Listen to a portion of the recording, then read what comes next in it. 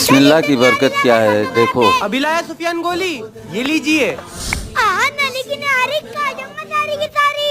ارے رکیے, پہلے بسم اللہ تو پڑھ لیے. تو میرا نوکر ہے, میرا باپ بنتا کر. ارے بڑوں سے ایسے بات کرتے ہیں. اور تم یہ انگوٹھی سنبھال کے رکھنا, مجھے ایم ایل اے صاحب کو گفٹ کرنی ہے.